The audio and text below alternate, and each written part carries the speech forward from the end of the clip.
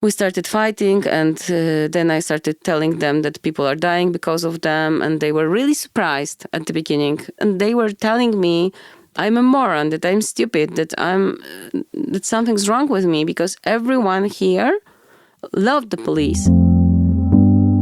What would you do if a complete stranger knocked on your door and asked for your help? The people in this podcast decided to give it their all. I traveled Europe's borders with my microphones, where refugees arrive and are usually treated in horrible ways. But not by the people I interviewed. They decided to help, no matter the consequences.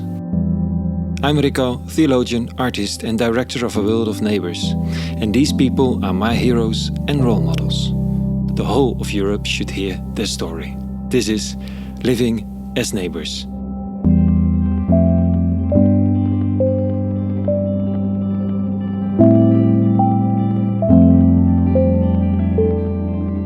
Marianna, Polish-Belarussian border.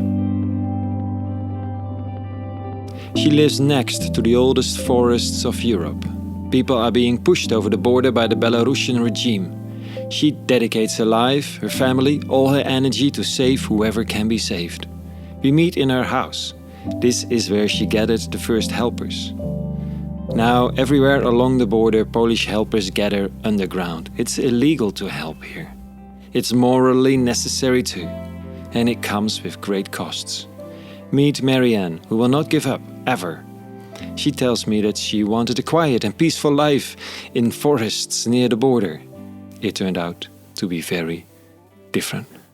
Yes, we chose to live here. We moved here 5 years ago with our children because we wanted to leave the big city. We used to live in Warsaw, and we bought this cottage because we are in a small wooden house, quite small and quite cozy, but and we wanted just to live a slow, simple life outside of everything that is going on in the world.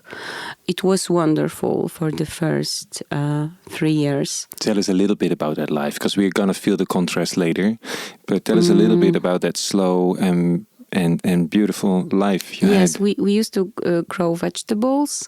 We have some chickens which lay eggs for us because we don't eat our animals. We had some jobs with the neighbors, some ethnographic researchers. Our children were going to school or to kindergarten in the village nearby, but here nearby means 20 kilometers. And it was really a slow, simple life with a lot of friends, with a lot of people who used to come here to visit us, just passing by. But there were a lot of people we met from the neighborhood who were the same people as we are, who decided to leave their flats in cities and to move here. And we made a sort of community. We were visiting each other. You were living the dream of every city person that is sick of the city, right? Yes. It was like this, and it was our dream to live like this, and we managed to do it. Of course, we didn't earn a lot of money. Yeah. And did you like the forest in that time? Yes, we used to go to the forest. Maybe not every day, but quite often. We were collecting trash in the forest, and in the autumn we were picking mushrooms and wild berries, and just we were walking through the forest. And the forest, this is the place where we felt good.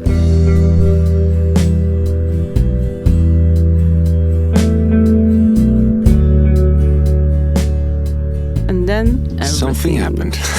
Everything changed. Everything changed in the middle of that forest. I'm asking you about the forest because the forest became a famous place in Europe. I mean, everybody has seen an infamous place, I must say.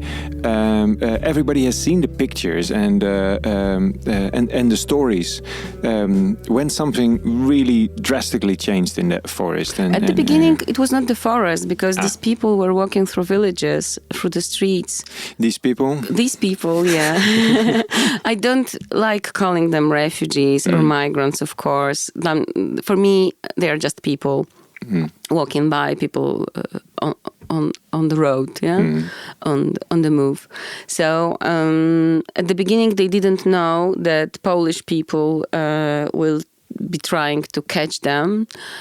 They were told by the smugglers that they will just cross the border and they will be safe in Europe. How did they end up in Belarus? Again? They were flying from their home countries to Minsk. Were they invited in some sort of way? Yeah. This was a huge Belarusian program in which they had visas. They bought visas. These were touristic visas or student visas. And it was just a trip to Europe. They knew, of course, that these visas are fake. So, but they had to leave their countries because of many reasons.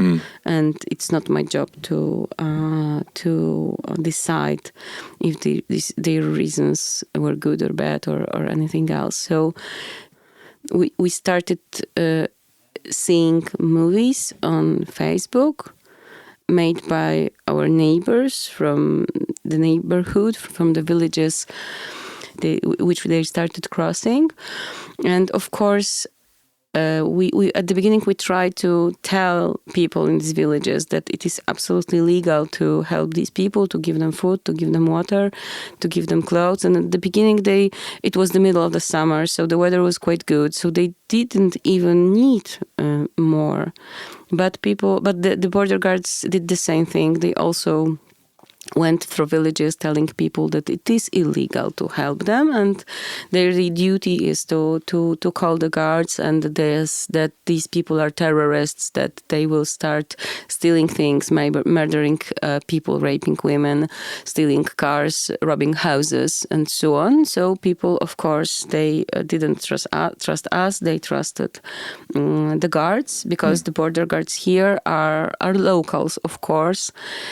And being a border guard is a very good job here, was a very good job, because it is well paid, and it is not easy to get a well-paid job in this area. You can either work in the forest, or you can work in the shop, at school, or in administration, or you can become a border guard. And for many years, being a border guard was a very calm, easy, peaceful, probably job here.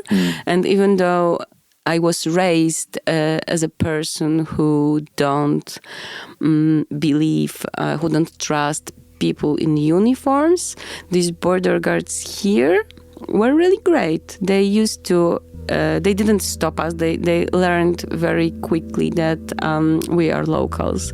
So they stopped stopping us on the checkpoints, because of course sometimes there were some checkpoints here. Now it sounds like something dramatic, but it was not that time. They were just normal people with normal job. Yeah.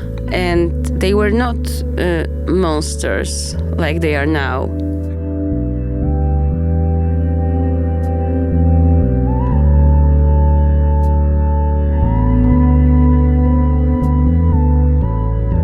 What was your first encounter? What was the first moment that you realized, hey, I have to mean something for these people? The first moment was when we started seeing these movies, because I didn't even know then what is pushback. And I called my friend, maybe not a friend, I called he's now my friend, that's why I call him a friend, but then he was just a journalist I knew, who worked a lot on the topic of migrations. And I asked him, what should I tell people who meet refugees? Because in that time we were not sure, but we thought it would be not possible to meet refugees in our village, because there is a big swamp between our village and the border. So they didn't come to our village, even if our neighbors say that we had refugees every day in our village, which is quite funny. What did the journalist tell you? What did you learn from him? He contacted the organizations. I didn't know that time, and now I know them so well. And he told me that I should tell people that it is legal to help, that they can give them water, food, and so on, and they don't have to call the border guards according to Polish law. Okay, that's good news. Yeah, wonderful. And then a couple of days, I think, later, my friend found this group in Usnarz in the middle of August. A group 2021, a group of refugees, mostly from Afghanistan, as far as I remember. It was a group of 50 people at the beginning, I suppose. I don't remember exactly. These people were guarded by the Polish and Belarusian border guards, and they just couldn't move. They were between two armies. We get to know that they were brought there, most of them, from Poland, because they crossed the border before, and the border guards tried to push them back, and the Belarusians stopped them from doing it. And they were just somewhere in the field. Yes, we were there today, and we've seen the place, but it was just out there in the field, right? Yes, they were just sitting on the field with small children, with a cat, some women, and then Belarusians took these most vulnerable people from there. I mean, children and some of the women. But then the rest was left there. And then one of the foundations came and started communicating with them. At the beginning, our friends could give them some food. So they did it. And as far as we know, before that, the border guards were buying them food. So now it is quite hard to imagine, but that's how it looked like. And then we were coming there almost every day, speaking with people from this foundation and telling them, this foundation Ocalenie, and we were telling them that we are locals and we can help with everything they need. And they needed, for example, carton boxes or a ladder or something like this. So we were bringing these things and we were just offering them help. 2 days later, we met people from organizations, from other organizations who came here and who organized this volunteer campaign, informing people that it is legal to, local people, that it is legal to help. At the beginning, we thought we will just help the helpers. And this was our job at the beginning. We stayed here. They lived in our house. The activists lived in our house. Yeah, you became a hub. You just mentioned it's very normal, but people came in here. You became a hub for activists and helpers in this house. Yes. Our children were on vacations. We have 2 rooms here and a very messy room upstairs. But it was summer, so they used to sleep in tents, in campers, and sometimes there were a lot of people here, and we were just coordinating the volunteers in the field. Why did you invite all these people in your house? Because at the beginning they stayed in another house. Because many people at the beginning offered the activists their houses, but then it was difficult for them for many reasons. Activists came from? From many cities from Poland, from Warsaw, from Krakow, from Wrocław, mostly from Warsaw, of course. So we just decided that we can offer them our house. Anna Albot quite often says that we claimed at the beginning that we will be helping only for 2 or 3 weeks, only until the vacations end and our children come back. Yeah, it was quite funny. But really, at the beginning, I just thought that I will help the helpers. I was preparing meals for them. I was baking cookies for them. I was waiting for them when they used to come back from interventions in the forest, very, very dirty, very tired, and because I thought that I don't know how to do it, and I'm not a professional, and this is not my job to do it. And Did you feel that activists were more professional? of course they were, because they knew the law. And I why is it didn't. important to know the law? Because you need to know what you can offer the refugees and how to speak with the border guards, what are your rights and what are the refugees' rights. Yeah. At the beginning, of course, I didn't know it. And So you were playing mama.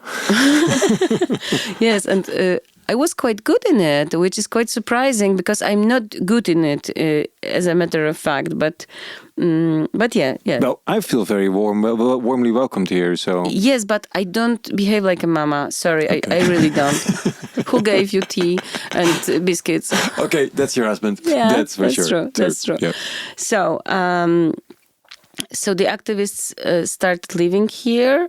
People from organizations who came here, they started crossing the villages and talking to people what to do when they meet refugees. And one of the locals asked them that, hypothetically, what should I do if I meet people in a cornfield?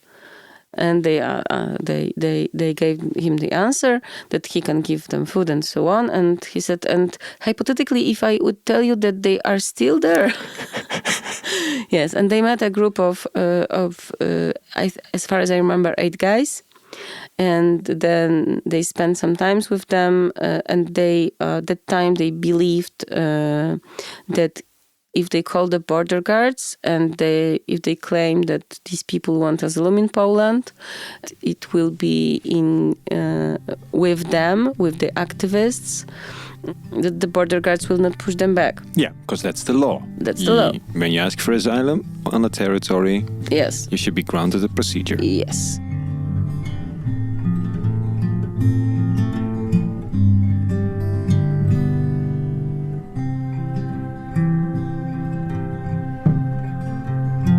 But then the government established the zone, so the volunteers couldn't... What was the zone? The zone was the part of the land. They claimed that it is 3 kilometers from the border, but it was not. In some places, it was more than 10 kilometers from the border, and it was the closed area. And on the roads getting to the zone, there were police checkpoints, stopping everyone who tried to get into. But why was the zone established? officially, of course, to protect people from refugees, but as a matter of fact, especially to stop activists and mostly journalists, to stop them from getting into the zone and meeting refugees. And recording pushbacks, probably. And recording pushbacks. And I must say it, and I say it always, that for me, it was absolutely absurd that everyone listened to it and obeyed these rules, and that journalists really didn't want to cross the border of the zone. That the fine for crossing the zone was the maximum 500 zlotys. It is nothing. How much is that in euros? A little more than 100 euro. Yeah. And there were no more journalists in the zone. Some of the activists also decided not to get into the zone. And after that, we had trials in the court. And of course, the court decided that it was illegal to give a fine for crossing the border of the zone. Even though I didn't live in the zone. Because if you are a local living in the zone, you could be in the zone. Yes. Even if in other places. But if you are a good liar, you could enter the zone everywhere. And in our area... Liar, you said, right? Yeah. Yeah, okay, just to go in and say, I live there or something like that. No, you can say everything. We used to go for interventions with big gift bags filled with wine and things like this. And we're saying that we are going to Aunt, I don't know, Rosalie for her name day or birthday or something. And at the beginning, we were playing like this very often. we didn't quarrel with the police. But when they were stopping me, when I was just getting back home, I needed to get into the zone because it was in the zone, because it is very close to the border. So I wouldn't be able to go to the post office or to the shop without crossing the border of the zone, which is absolutely absurd. Because you were checked every time by the police, right? Every Yes, time you leave and the zone. they had the right to not to let me enter the zone.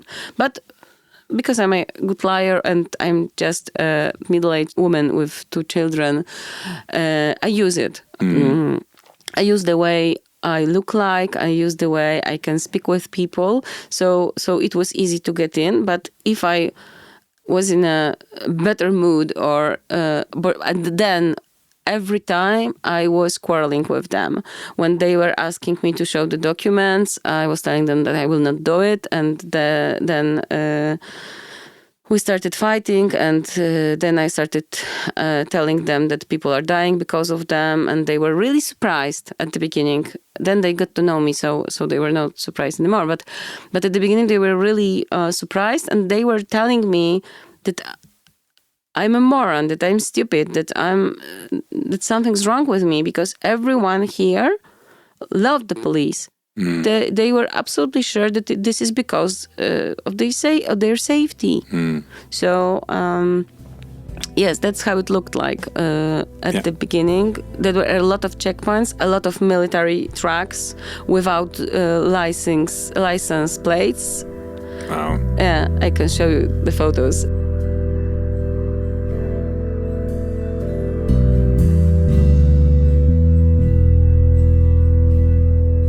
First, you see people from all over the world walking through your village, trying to find a safe place to live, to work, to find a future.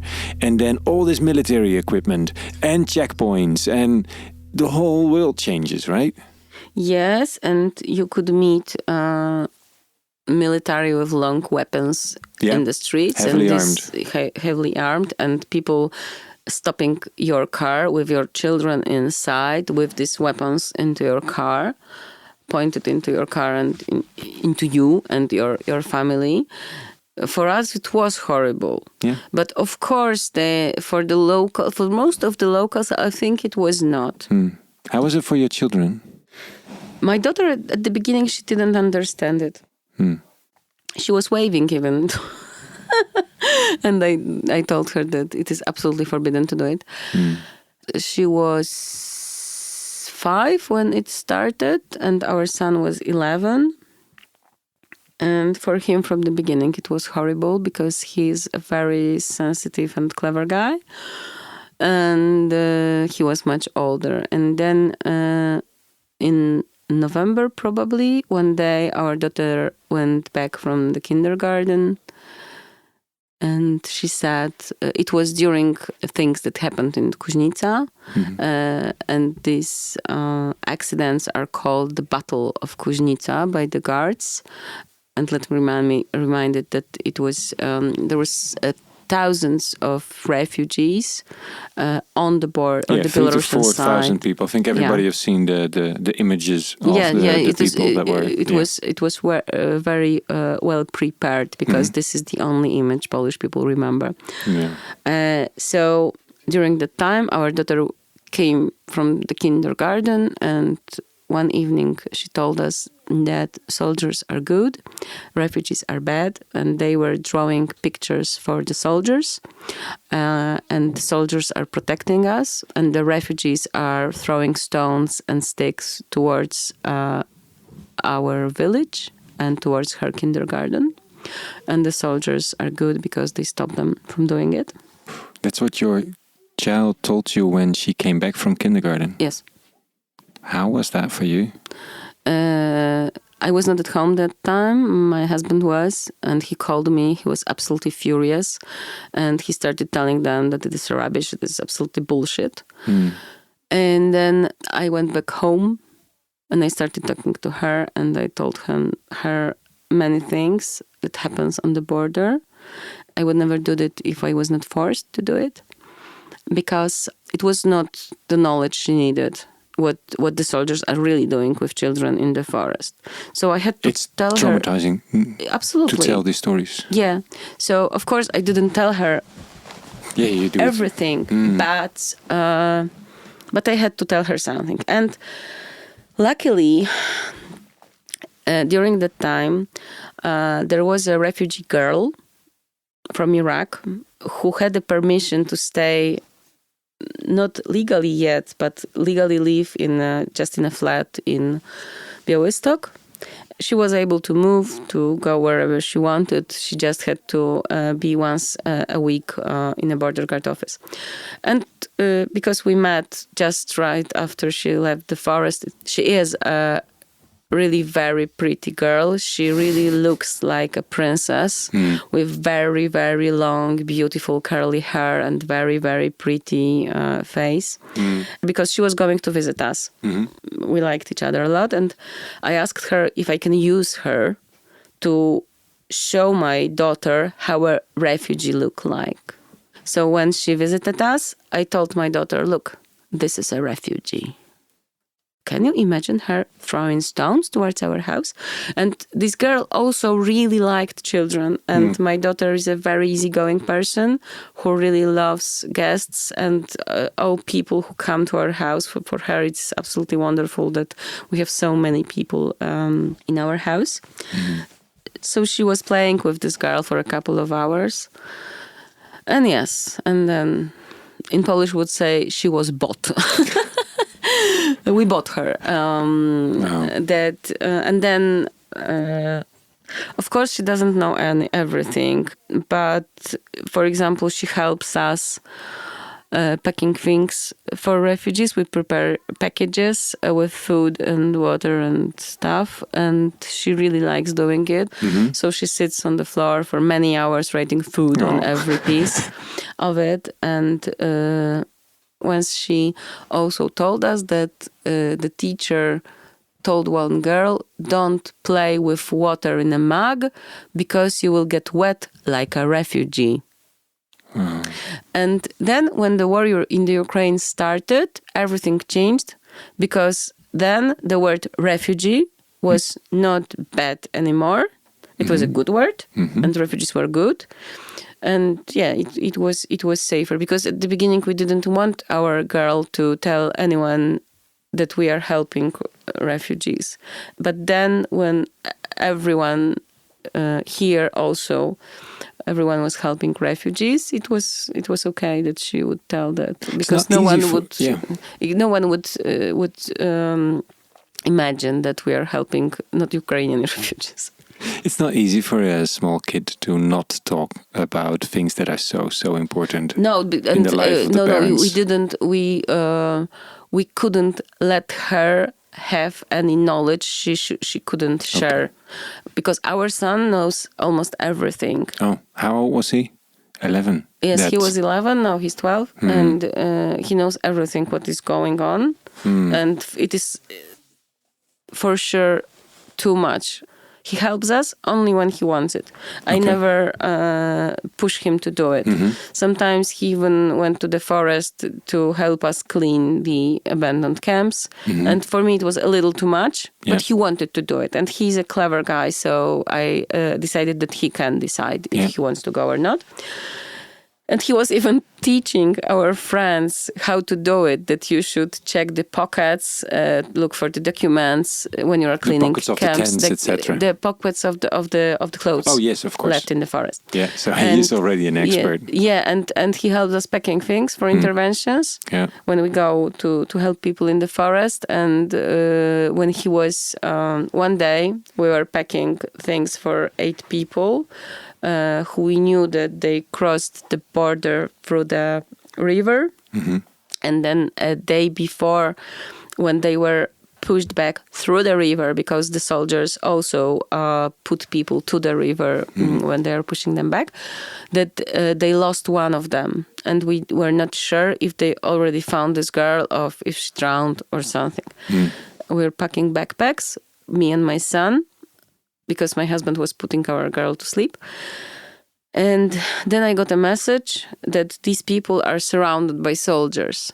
And we had to hurry up to warm the soup, to prepare some tea, and to stop packing, even if we were in the middle of doing it, because I decided that I need to go there as fast as I can. For me, it was a difficult situation, but I think that for my son, when he knew that there are some people who crossed the river and now they are surrounded by the soldiers and he knows what it means, I think it was really too much for him. Because he knew what it means, you say? What does it mean? That they will be pushed back to the river again. Yeah. And to Belarus, when the women will be raped. Maybe that's not something that he knows. I'm not sure. But the people will be beaten. He saw people beaten by the Belarusian soldiers, so... It's not easy as a mother to see your son witnessing things he shouldn't be witnessing. You know, I remember a moment when he was about 10 years old and he started being interested in the history. And I realized that he knows nothing about the Holocaust, he knows nothing about the cruelty of the world yet. He was 10. 1 year later, he faced the absolutely horrible situations, and and I think that it may ruin his life. Wow, that's something to say. Yeah. I'm not sure yet. Okay. Maybe he will manage, but yeah.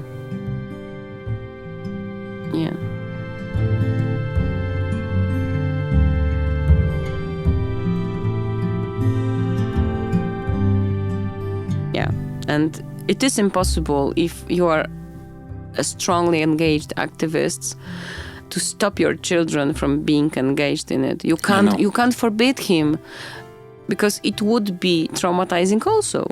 To be left out. Yeah. So there's no good choice. So I always, when I go back home from the intervention, and for example, he helped me packing things, sometimes he asks how many people, where are they from, and I always ask him if he wants me to tell him what happened in the forest. Sometimes he says yes, I do. Sometimes no, I don't.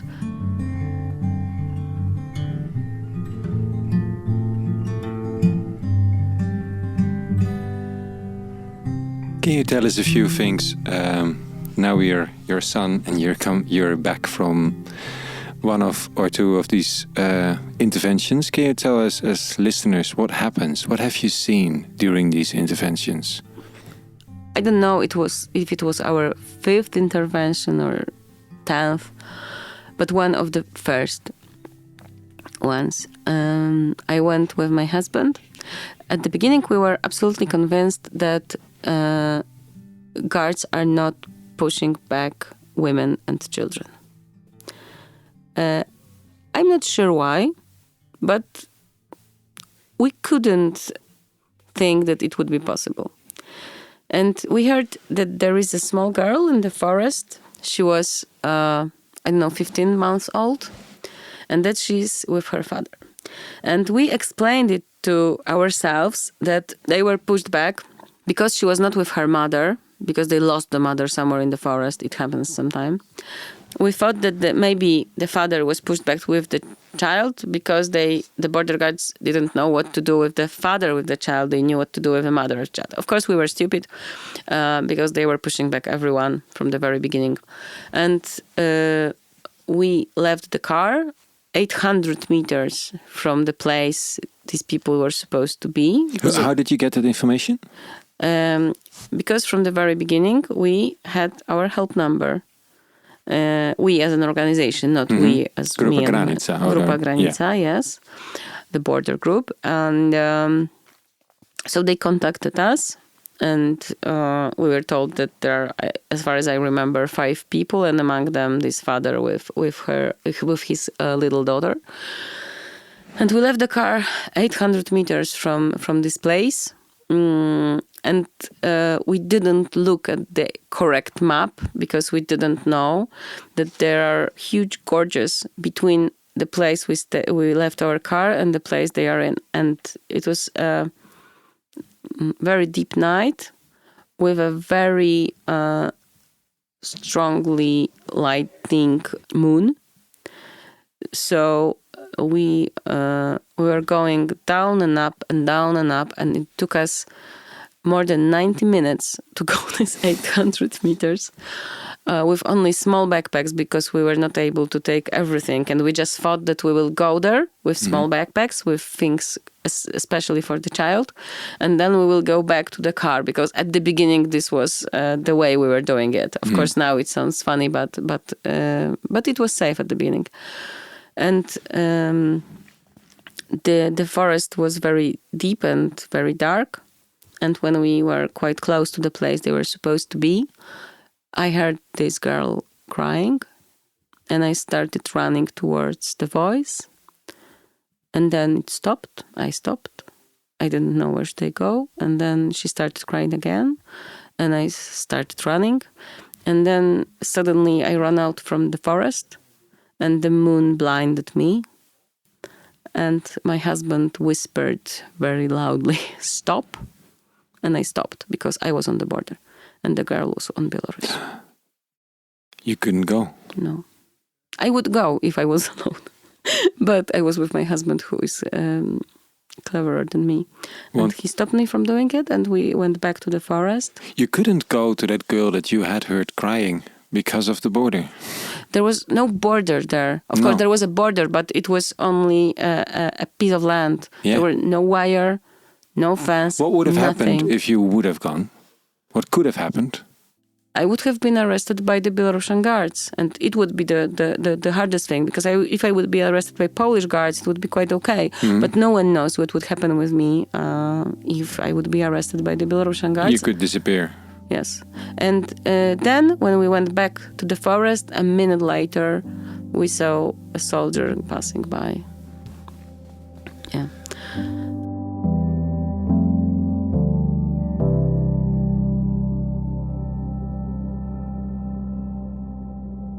It was in January probably, and the weather was horrible, a lot of snow and a very low temperature. And we went there with my close friend and two other girls, but the information was messy because we didn't know if there are 8 people or 5 or 3 or 4, how old are they, if they are women and men or children. So we packed everything we could and we just went there, and they were very close in the zone, very, very deep in the zone. We had to cross the village to get there. So we left the car near the village because we couldn't get into, because there was a checkpoint, a police checkpoint. And we had to cross the village, and we started at 3 in the morning. And when we were trying to cross the village, it took us about 2 hours. So the people started waking up. The dogs were barking. Some women went out from the car. She started screaming that she's calling the border guards. Then we saw on a map a place we can cross the river, because there is a river going through this village. But there was a fence, and we decided not to cross this fence. I don't know why, because we usually do it. And then we find a place we could cross this river, go to the swamps, and then finally we found a father, mother, another guy, and a 3-year-old son of this family. And they were sitting in the field. I don't know why, but it was quite close to the border, and when we were trying to communicate with them, they were only crying and begging us to find their children, because they lost 3 of their children. And it took us maybe 2 or 3 hours, but we did it. We found the children? Where were they? We built a tent for the family, and we left them with this small boy in the tent. And we decided that we'll go, because they had contact with we had contact with some other group, and they also had this contact, and it was very difficult because they spoke only Arabic, and it was a little Egyptian Arabic, so it was even harder for our translators to understand them. But we went there and we found 6 guys with these children, and they were taking care of them. And the smallest girl, she was 9 as far as I remember, and I still remember her name. She was, she had everything they had on her. So she looked quite funny. They put all the clothes in her. And when we came with the rest of the dry clothes, because most of them we gave to these people we met at the beginning, to the parents. The parents. Yeah. And they started changing her clothes, and very delicately, not to show them or us her legs and so on. So they were very nice. And then we tried to communicate with them, and we told them that we can take only the children. We can't take the whole group, because we had the plan for the family, and we couldn't mix the family with these guys. But they claimed they are also the family of this family. And it was absolutely horrible, because they were crying to take them too. And my friend, before we left, he took a photo of the father, so we could show the photo of the father to these children and to these guys, that we're not just taking these children wherever we want, but to their family.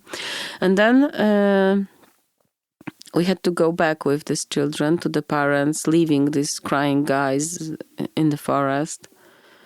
And where we were going back, there were a lot of helicopters with, of course, thermovision probably. So when the helicopter was coming, we had to hide with these children near the trees or under the thermal blanket. We had a green thermal blankets. You came prepared. Of course, as always. So when we were hiding, hugging these children, they didn't speak English, but I was whispering that we will be safe, that everything will be okay. And the helicopters were chasing them, were hunting for them. Who? For who? For these children? Yes, they were looking for refugees. Yeah. That's their job. So, and then I remember the moment when the mother heard us coming and she left the tent. The small guy, who was crying, this 3-year-old Ali, as far as I remember, he was crying all the time, and at the beginning. But then when we built him this tent, we gave him dry clothes and sleeping bag. He just slept. And he was sleeping when we came on his father's arms, and the mother left the tent, and I remember these children running towards her, and we have even photos of her hugging them, and yeah. And everything is okay. And we got photos of these children quite often when they are laughing and playing. And that's amazing. You're staying in touch too. Yes, we stay in touch with many of these people. Yeah. And some of them are absolutely great.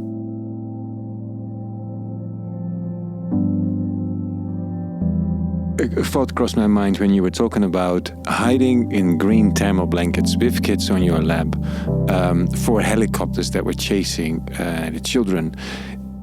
It's such an absurdistic contrast with what you hoped to find when you moved from Warsaw to here. A quiet life where you were growing your own vegetables. Sorry, it sounds that I was a moron before. No. Oh, of course not. I'm joking. It's beautiful, but you chose and you stayed on that track. If this situation would end by any miraculous way, because normally every route that is opened will stay open. So if this situation would end... I hate this question. Why? Oh dear. First, because it will never end. Exactly. Second, because if you get involved in this situation, if you know the stories of the life of these people, if you know that this is the safest route to Europe, you know you don't want it to end. This is the horrible thing. Why not? I realized that I don't want this to end because these people will lose the safest way. If even this horrible route is the safest way at the moment for these people, yes, and it's closed, realizing this was the horrible moment. Exactly. But for you personally, because you've dedicated your life now to it, could you ever imagine going back to growing vegetables and I don't know, walking around and having a slow-paced life? No, I think not. But I think that we are not our parents. And we don't have to do the same thing for our whole life. In Poland, it would sound bad, but maybe for the people who are listening to us, it will not. But I know that I'm very good in what I'm doing. And I think that I was not aware that I would be that good in it. And I think that I will be able to use all these skills later to do other good things. My husband says that we can't stay in Poland, that there is no future for our children because the politics of this country is absolutely horrible. And for us, it doesn't matter now, but I think for our children, it really does. Yeah. What would you recommend to people that think, hey, maybe we should get engaged, or how can we, or we are engaged? What would you, from your experience now, recommend to them? What's your advice to people who do this work or who want to do this work that you do? You know, why should you get engaged? Because it is absolutely the most satisfying thing you can do in your life. And I think that at the beginning, a lot of people were engaged, but now there's a small percentage people still engaged. And these people who really see sense in it and who find it really satisfying and who find a sort of joy of doing it, because there is a lot of funny things. There are a lot of wonderful moments. Yes, this is the most important things I have been doing for my whole life. And it is absolutely great. It gives you so much feeling of power, feeling of agency, feeling of doing really important things. And it gave me so much. And these people in the forest who shared their stories with me, who I stay in contact with, it is a wonderful thing. Of course, the world is absolutely horrible and people are cruel. But in this, you can find so many beautiful, wonderful moments, and you meet so many wonderful, beautiful people doing the same thing you do. This is really amazing, and I would recommend it to everyone just to try. Maybe you will find yourself the place for you and in helping others.